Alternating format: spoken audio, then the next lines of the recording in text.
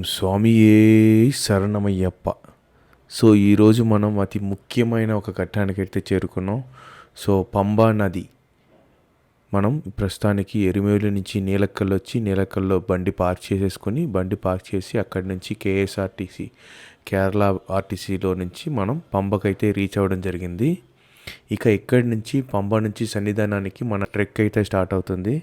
And ట్రెక్కింగ్లో full విశేషాలు and registration చేసుకోనోళ్ళు ఎలా registration అవుతుంది, స్కానింగ్ ఎలా చేస్తారు, సెక్యూరిటీ రీజన్స్ ఎలా ఉంటాయి, ట్రెక్కింగ్ ఎలా ఉంటుంది, ఇలా ఈ ట్రెక్కింగ్లోని అన్ని విశేషాలని అలాగే కొండ ఎక్కలేని వాళ్ళ కోసం చాలా మంచి మంచి లొకేషన్స్ని చాలా ప్రశాంతంగా మెల్లిగా ఎక్కుతూ నేనైతే అర్జెంట్ పడకుండా మెల్లిగా ఎక్కుతూ అన్నీ మ్యాక్సిమం కవర్ చేయడానికైతే చేశాను.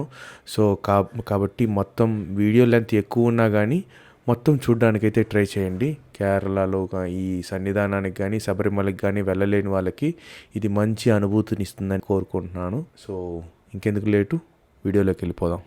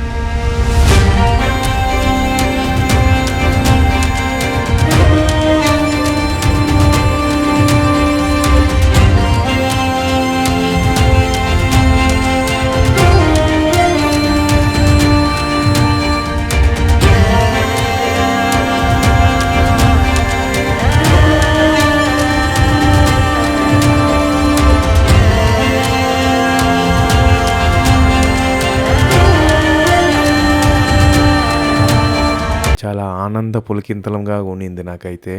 సో మా వాళ్ళందరూ కూడా నేను కన్నుసామి కాబట్టి నన్నే టార్గెట్ చేశారనమాట. ఇక్కడ ఏదో ఒక ప్లేస్ చూసుకుని ప్రస్తుతానికి ఇరుముడులన్నీ కూడా తీసి అక్కడ ఒక ప్లేస్లో పెట్టేసి ఇంకా వీళ్ళ కాలకృత్యాలు ఇంకా మిగిలినవన్నీ చూసుకుని వచ్చి తర్వాత పంబా స్నానం చేయాలన్నది వీళ్ళ యొక్క ప్లాన్ అనమాట.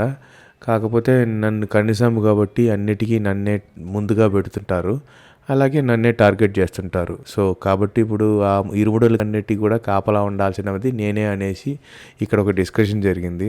సో అలా అయినా కాకపోయినా అందులో ఉండే ఒకరిద్దరు ముందుగా నేను ఉంటాను, మీరు వెళ్ళి స్నానం చేసి రండి, తర్వాత మీరు వచ్చిన తర్వాత మేము వెళ్తామని చెప్పడంతో ఇక ఒక ప్లేస్ చూసుకొని అక్కడ పెట్టేసి ఇప్పుడు కాలకృత్యాలన్నీ తీర్చుకొని వచ్చిన తర్వాత పంబా స్నానానికి అయితే వెళ్ళాల్సి ఉంటుంది.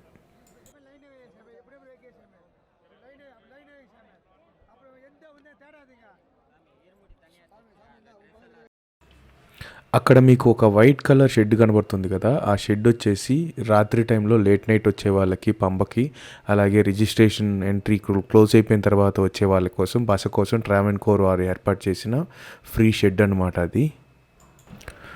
ప్రస్తుతం ట్రావెన్కోర్ వారు రోజుకి 80,000 మందికి దర్శనం కల్పిస్తున్న సందర్భంగా ఇక్కడ పంబలో అయితే చాలా ఏర్పాట్లు అయితే చేయడం జరిగింది. వాష్రూమ్స్ అయితే కానీ, ఇంకా స్నాన గదులు అయితే కానీ, స్నానానికైతే అందరూ పంబలోకి వెళ్ళిపోతారు. ఇలాంటివి రూమ్స్ కానీ చాలా అంటే చాలా డెవలప్ చేసినట్టుగా కనపడుతుంది. ఇంకా వర్క్ అయితే జరుగుతూ ఉంది. సో ఇంకా డెవలప్మెంట్ కూడా ఎదురు చూడొచ్చు మనకి రాబోయే జనవరి మాసానికంతా కూడా.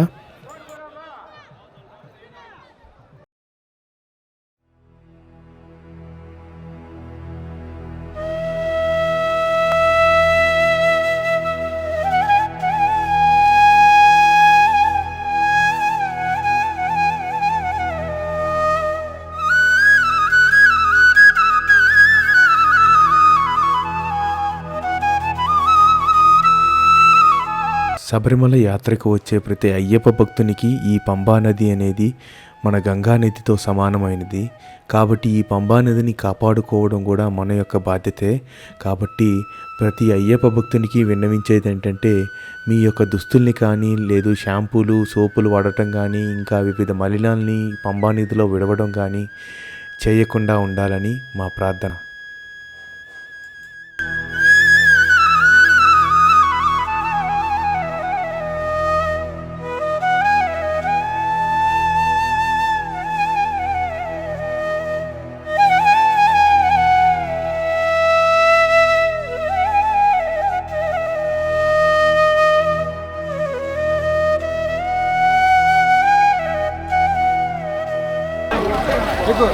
ఓం స్వామియే ఓం స్వామియే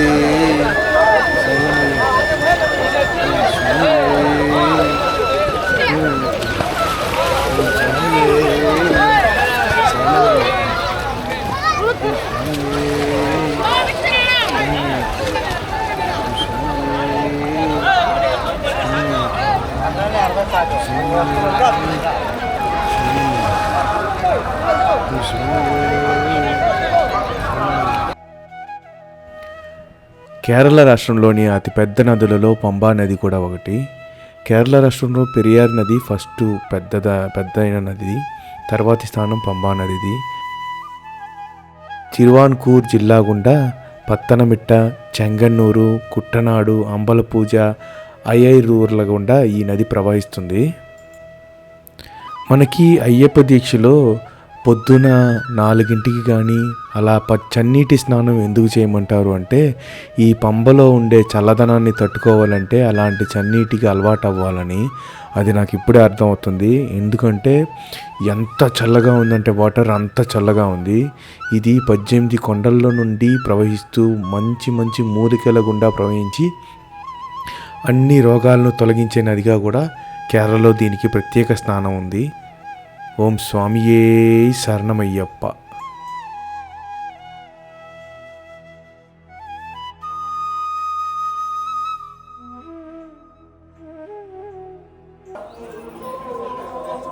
ఓం స్వామియే.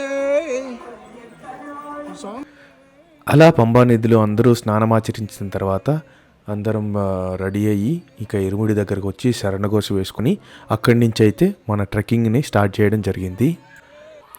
ట్రెక్కింగ్ స్టార్టింగ్ ముందుగానే అందరం ఒక మాట అనుకోవడం జరిగింది. అందరూ ఒకే స్పీడ్లో అయితే ఎక్కలేరు కాబట్టి సో వాళ్ళ బలాన్ని బట్టి ఎక్కుతూ వచ్చి అందరం పైన శబరిమలలో ఒక ప్రదేశంలో అందరం కలుసుకోవాలని ఒక మాట అనుకోవడం జరిగింది.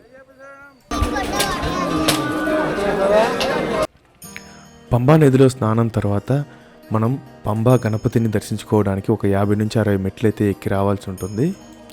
మొదటిసారి వెళ్తున్నాం కాబట్టి ఈ స్టేజ్లో అయితే నేను చాలా ఉత్సాహంగా అయితే ఉండడం జరిగింది. కానీ ముందు జరగబోయేది నేను ఊహించకుండా ఈ సమయంలోనే ఉత్సాహంగా ఉండడం చూసి కొంతమంది అయితే నవ్వుకున్నారు ఇక్కడ.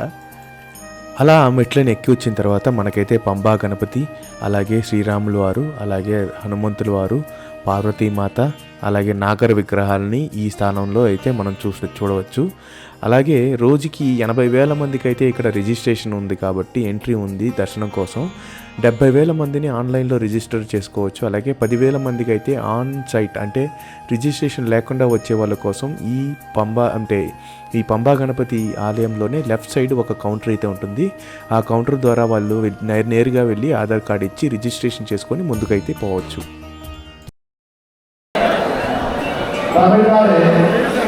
స్వామి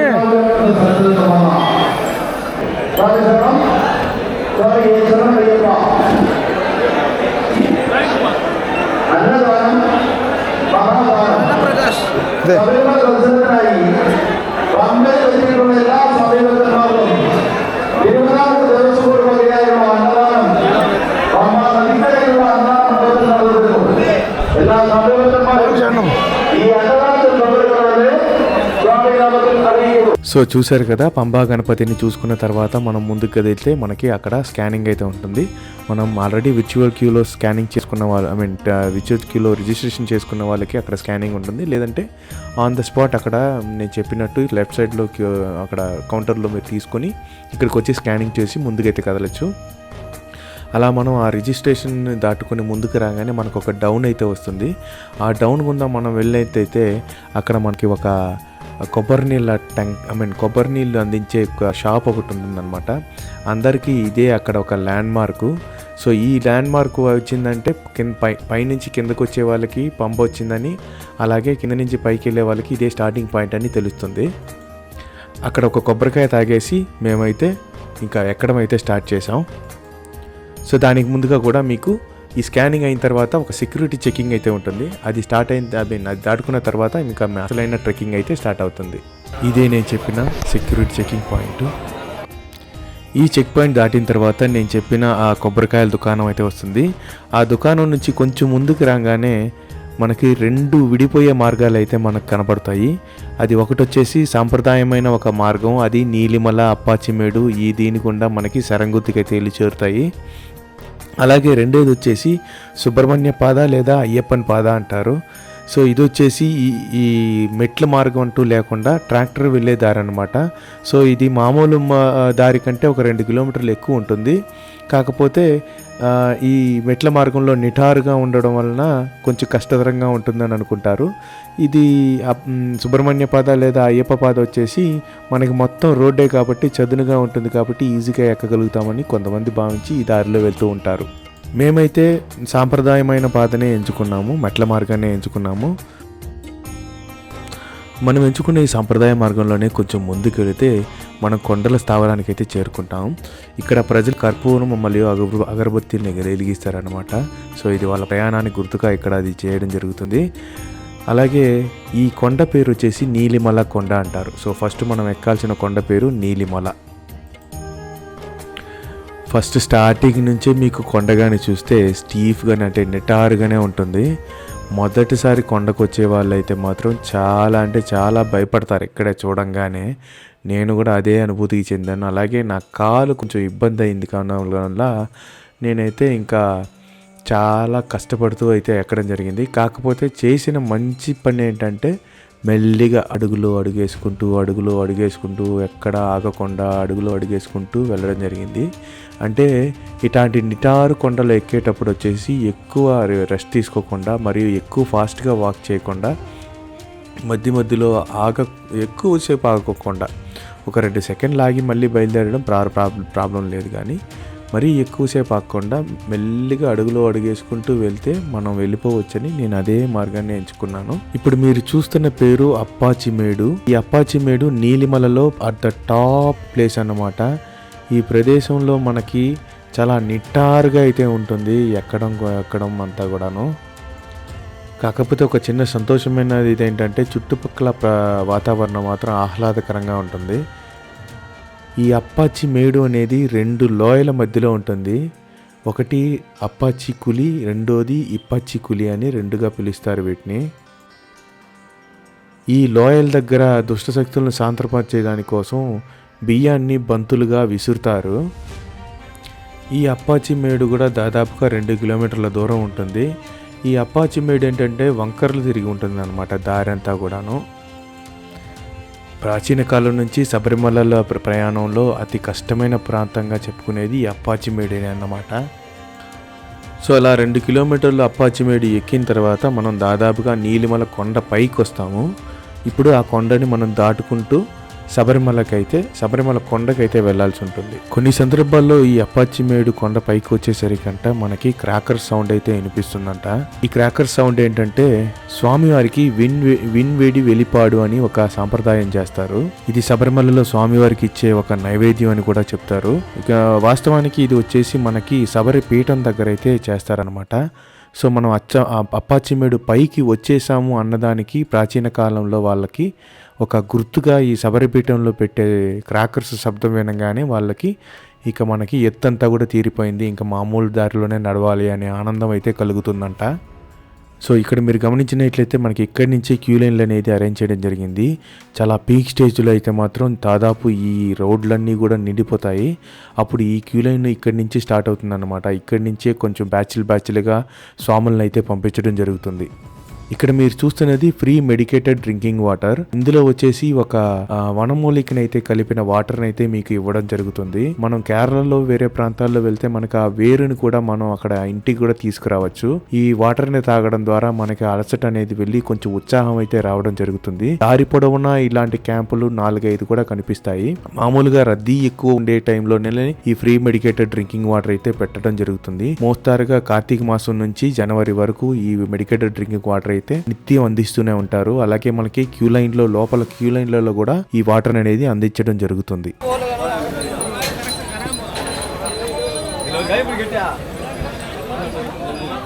ప్రస్తుతం మనం అప్పాచి మేడి ఎక్కి శబరి పీఠానికి అలాగే సరంగుత్తి దారిలోకి అయితే వెళ్తున్నాం అన్నమాట. ఈ శబరి పీఠాన్ని రామభక్తురాలైన శబరికి అంకితం చేయబడింది. అలాగే ఆమె పేరునే మన శబరిమలకు కూడా వచ్చిందనమాట.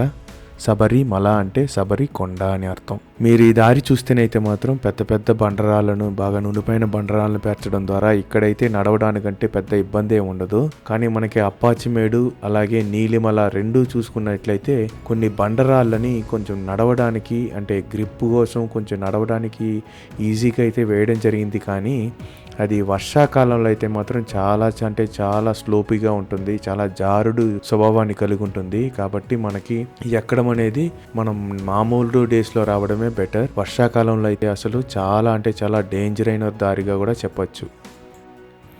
ప్రస్తుతం మనం శబరిపీఠం దగ్గర ఉండే సరంగుత్తి అయితే చేరుకోవడం జరిగింది. ఇక్కడ మొదటిసారి వచ్చే కన్యస్వాములు తమ ద్వారా తెచ్చుకున్న బాణాన్ని అయితే ఇక్కడైతే గుచ్చుతారు. మనం కూడా కింద ఎరిమేలిలో మనం బాణాన్ని తలకి కట్టుకొని పేట తుళ్ళైతే తుల్లడం జరిగింది కదా. సో అదే బాణాన్ని అయితే నేను తెచ్చుకున్నాను. అలాగే ఇక్కడ ఇరుముడిలో ఉండే ఒక కొబ్బరికాయనైతే ఇక్కడ సరంగుత్తికి మనం సమర్పించాల్సి ఉంటుంది.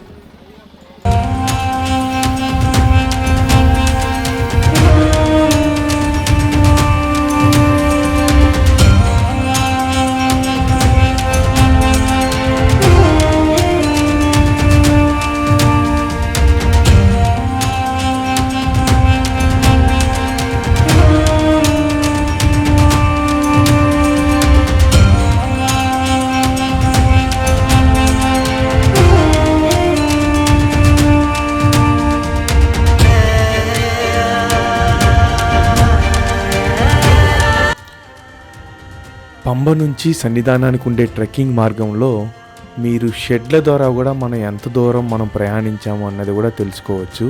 అది ఎలాగంటే ఇక్కడ పంబ కింద నుంచి నీలిమల నుంచి మనకి శబరిపీఠం వరకు నిర్మించిన షెడ్లకి ఒక్కొక్క దానికి కూడా ఒక్కొక్క నెంబర్ ఇవ్వడం జరిగి ఉంటుంది. సో మొత్తానికి ఈ షెడ్ల సంఖ్య అనేది మాత్రం 19 షెడ్లు అయితే ఉంటుందన్నమాట. సో ఈ షెడ్ల నెంబర్ తగ్గుతూ రావడం ద్వారా కూడా మనం ఈ ఒక్కొక్క మెట్టు ఎక్కుతూ వచ్చాము, ఇంకా దగ్గరకు వచ్చాము అనేది మనం తెలుసుకోవచ్చు. ఉదాహరణకి ఇప్పుడు మనం ఉన్న షెడ్ నెంబర్ వచ్చేసి 18వ షెడ్ అనమాట. ఇది దాటుకున్న తర్వాత 19వ షెడ్తో ఈ షెడ్లు అంటే ఈ నివాస ప్రాంతాలుగా ఉండే ఈ షెడ్లన్నీ కూడా ఇక అక్కడి నుంచి అయితే ఉండవు. ఇక అక్కడి నుంచి అంతా ఒకటే ఫ్లాట్ అయిన దారి కాబట్టి ఇంకా సన్నిధానానికి దగ్గరగా వచ్చేసాం కాబట్టి ఇంకా షెడ్ అంటూ ఏమి ఉండవు అన్నమాట. అలాగే దిగేటప్పుడు కూడా 19వ నెంబర్ నుంచి స్టార్ట్ అయ్యి 1వ నెంబర్కి ఎండ్ అయిపోతుంది. సో మనం దాదాపుగా నేను ఎప్పుడైతే షెడ్యూల్ చూసుకుంటానంటే అప్పాచిమేడు దిగే టైంలో మనకి ఆ షెడ్యూల్ అయితే చూసుకోవడం జరుగుతుంది. ఎందుకంటే మనం దిగే టైంలో చాలా ప్రెషర్ అయితే ఉంటుంది. అది మళ్ళీ దిగేటప్పుడు మాట్లాడుకుందాం.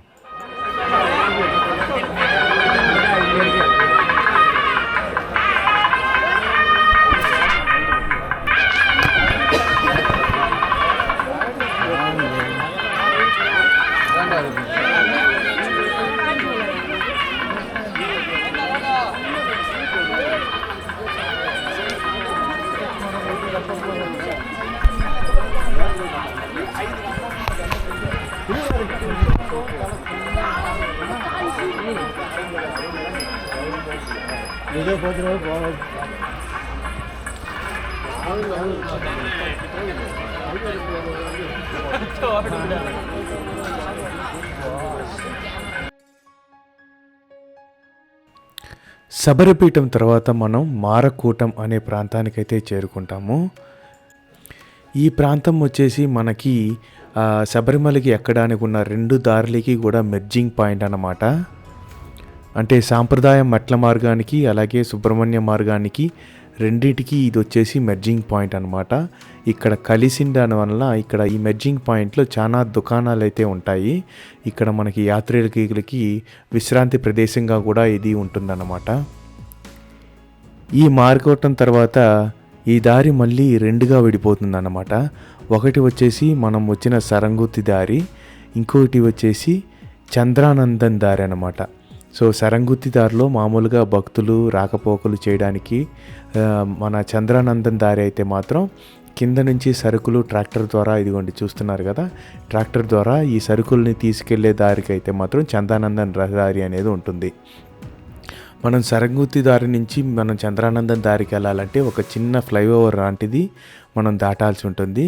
అది దాటి ఆ దారి ద్వారా మనం శబరిమలకి చేరుకోవచ్చు. మామూలుగా పీక్ టైంలో అయితే మనకి నేరుగా సరంగుత్తి దారిలో నుంచే వెళ్ళిపోతారు. మామూలుగా పీక్ టైం లేని టైంలోనే మనకి చంద్ర మార్గం కూడా మనం వెళ్ళవచ్చు. ఆ మార్గంలో వెళ్తే ఏంటంటే మనకి అడవిలో చాలా ప్రత్యేక జాతులైన ఉడతల్ని అలాగే కోతుల్ని పక్షుల్ని అయితే చూడొచ్చామండ ఆ దారి గుండా వెళ్తే.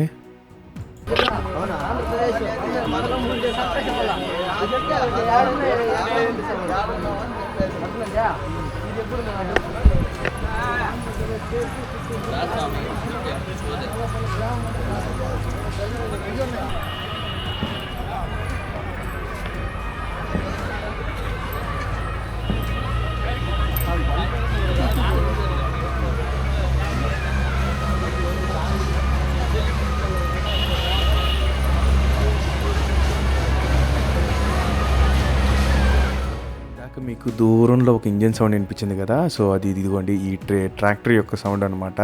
ఇది మరీ దగ్గరకు వచ్చేసరికి సౌండ్ ఎక్కువ ఉంది, అందువల్లే నేను సౌండ్ తగ్గించేశాను. సో వీటి ద్వారానే మనకి శబరిమల పైకి కావాల్సిన నిత్యావసరాలు కానీ, డెవలప్మెంట్కి కావాల్సిన వస్తువులు కానీ, ఏ సిమెంట్ బస్తాలో ఏ ఇటుకలో వీటన్నిటిని కూడా ఈ ట్రాక్టర్ల ద్వారానే నిత్యం రాకపోకలు జరుగుతూనే ఉంటాయి.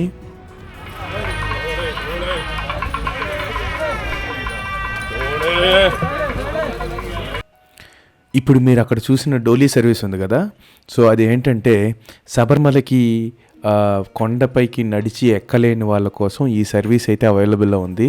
ఇది ఎక్కడి నుంచి స్టార్ట్ అవుతుందంటే మనకి నీలిమల నుంచే స్టార్ట్ అవుతుంది. నీలిమల నుంచి అప్పాచిమేడు, శబరిపీఠం ఇవన్నీ కూడా క్రాస్ చేసుకుని మనకి సన్నిధానం వరకు అయితే వీళ్ళు తీసుకెళ్ళి అక్కడ దింపడం జరుగుతుంది. సో ఈ సర్వీస్ కోసం వీళ్ళు దాదాపుగా 6,500 నుంచి 7,500 వరకు అయితే ఛార్జ్ చేస్తారు. ఇది వచ్చేసి రౌండ్ ట్రిప్ అనమాట. అప్ అండ్ డౌన్ రెండు కలిపి 6,500కి నుంచి 7,000 వరకు ఛార్జ్ చేస్తారు. అదే సింగిల్ వే అయితే మనకి 3,250 నుంచి 3,500, 3,600 వరకు అయితే ఛార్జ్ చేస్తారు. ఈ డోలీ సర్వీస్ అనేది ఒక మనిషి మధ్యలో చైర్ వేసి కూర్చోబెట్టి 4 మనుషులు మోసుకుంటూ వెళ్తారనమాట. సో దీన్నే డోలీ సర్వీస్ అంటారు. ఇలాంటి సర్వీసుల్ని మనం సాధారణంగా కేదార్నాథ్, బద్రీనాథ్ ఇలాంటి ప్రాంతాల్లో అయితే చూస్తాము.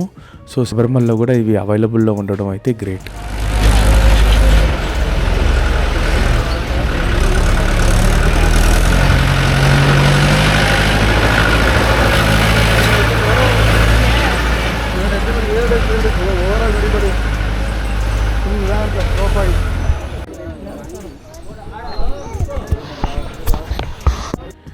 సో ఇక్కడ మీరైతే దూరంగా చూసినట్టయితే మనకి ఈ శబరిమలలో మాత్రమే కనిపించే అరుదైన జాతి కోతులను అయితే మనం అక్కడ చూడొచ్చు.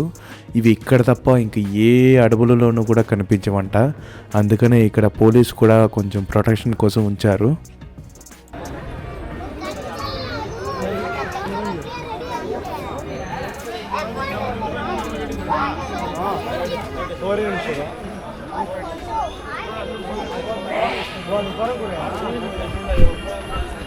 ఇక ఈ శబరిమల యాత్రలో ప్రధానంగా అండ్ అతి ముఖ్యంగా చెప్పుకోవాల్సినది అయితే వృక్ష జాతుల గురించి.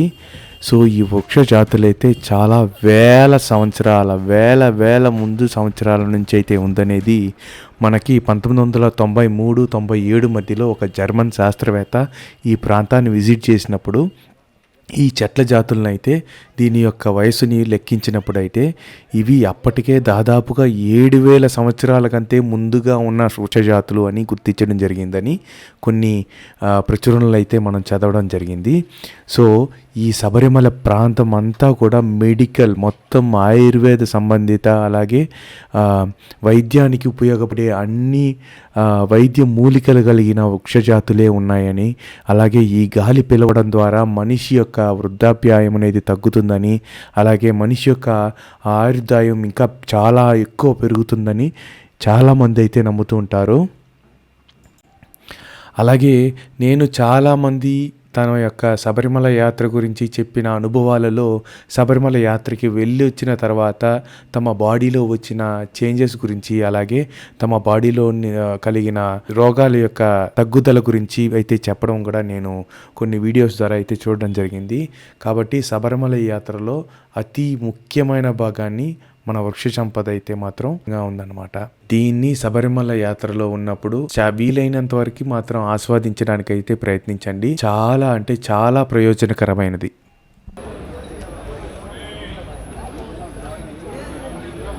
చూస్తుంటే దాదాపు మనం శబరిమల సన్నిధానానికి అయితే రీచ్ అయిపోయాం అనుకుంటున్నాను.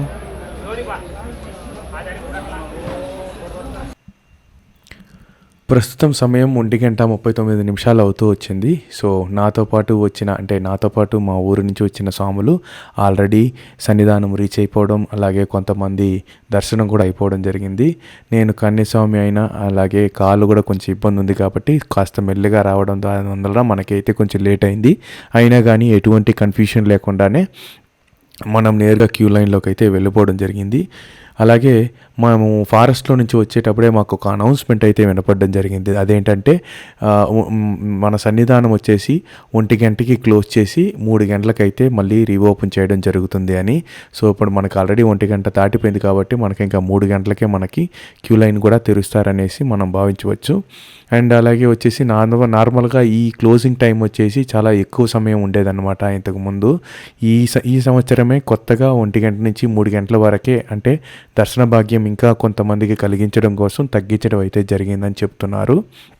కాబట్టి ఇప్పుడు మన క్యూ లైన్లోకి వెళ్ళి వేచి ఉండాల్సిన సమయం. ఈయన కూడా నాలాగా కన్నిసామంట.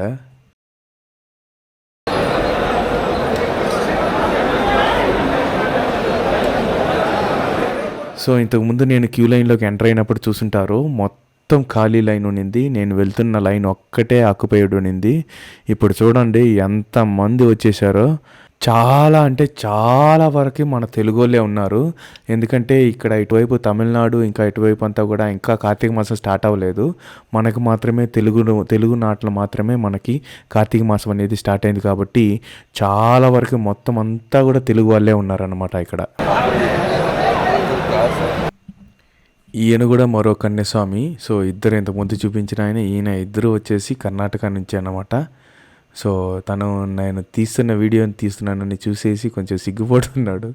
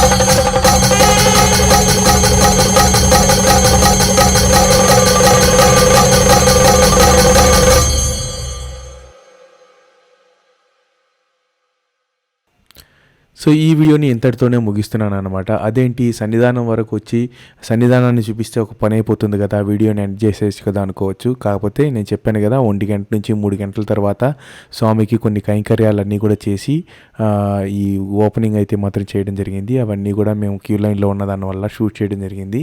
సో అవన్నీ కూడా ఒక ప్రత్యేక వీడియోలో చేద్దామనేసి, స్వామి సన్నిధానం అండ్ స్వామి యొక్క దర్శనం వరకు ఒక వీడియోలో ఉంటే మనం కూడా ఎప్పుడైనా చూసుకోవాలంటే ఈజీగా ఉంటుందనేసి నేను నెక్స్ట్ వీడియోలోకి అయితే దాన్ని ప్లాన్ చేశాను. సో ఇప్పటివరకు అయితే ఈ వీడియో మీకు నచ్చిందని అనుకుంటాను. సో నా కష్టానికి, లేకపోతే నేను దేవుడి చూడడానికి వచ్చిన కష్టానికి నేను తీసిన వీడియో అన్నమాట ఇది. సో అది మీకు నచ్చితే ఒక లైక్, కామెంట్ చేసి సబ్స్క్రైబ్ చేయండి. అలాగే నచ్చకపోయినా చిన్న కామెంట్ పెట్టి మీ యొక్క ఉద్దేశాన్ని అయితే తెలియజేయండి. Thank you so much. స్వామియే శరణమయ్యప్ప.